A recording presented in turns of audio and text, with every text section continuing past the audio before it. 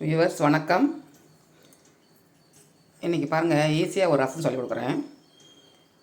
தக்காளி தேவையில்லை, கருவேப்பிலை கொத்தமல்லி தேவையில்லை, மிளகு சீரகம் தேவையில்லை. வெங்காய ரசம் இது வந்து கும்பகோணம் ஸ்பெஷலுங்க. இந்த வெங்காய ரசம் ரொம்ப ஈஸியாக வச்சிடலாம். பேச்சுலர்ஸுக்காக தான் இந்த ரசமே. பாருங்கள், தேவையானதெல்லாம் இவ்வளோ தான். கொஞ்சம் போல் புளி, மிளகாய், அரை ஸ்பூன் வந்து வெந்தயம், வெங்காயம் பொடியாக கட் பண்ணி வச்சுக்கிட்டேங்க. இப்போ அடுத்து பார்த்திங்கன்னா, இந்த புளியை போட்டு நான் கரைச்சி வச்சுட்டேங்க.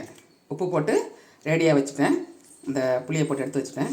அடுத்து பார்த்திங்கன்னா, நேராக ஸ்டவ்வை பற்ற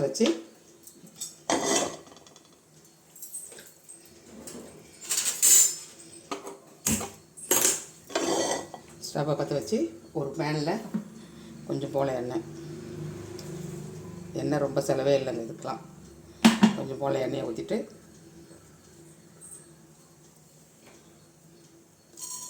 அதில் வெந்தயம்,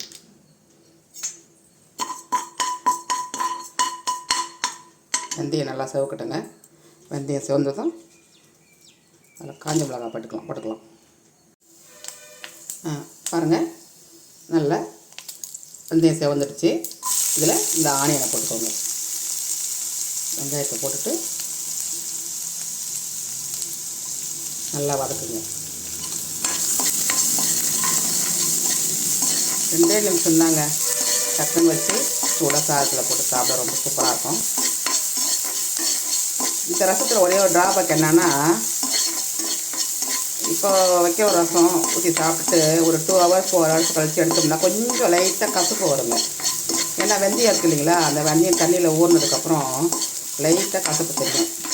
இருந்தாலும் வெந்தயம் உடம்புக்கு நல்லது தானே, சாப்பிடலாம். நல்லா வெங்காயம் வதங்கினதுக்கப்புறம் ரசத்தை ஊற்றி கொதிக்க வச்சு இறக்க வேண்டியது, அவ்வளோதாங்க. சூப்பரான வெங்காய ரசம் ரெடி ஆகிடும். வெங்காயம் வதங்கிடுச்சு.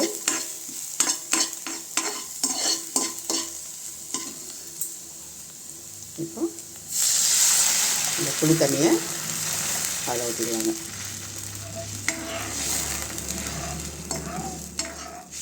எல்லாம் பார்க்கவே சுமாராக தான் இருக்குது, கலர்ஃபுல்லாக இல்லை அப்படின்னு நினைப்பீங்க. ஆனால் சாப்பிட்டு பாருங்கள், செம்ம டேஸ்ட்டாக இருக்குங்க. இது கொதித்ததும் எடுத்து சாதத்தில் ஊற்றி சாப்பிட்டு பாருங்கள். ரசம் கொதிச்சுட்டுங்க, எடுத்து ஊற்றிக்கலாம்.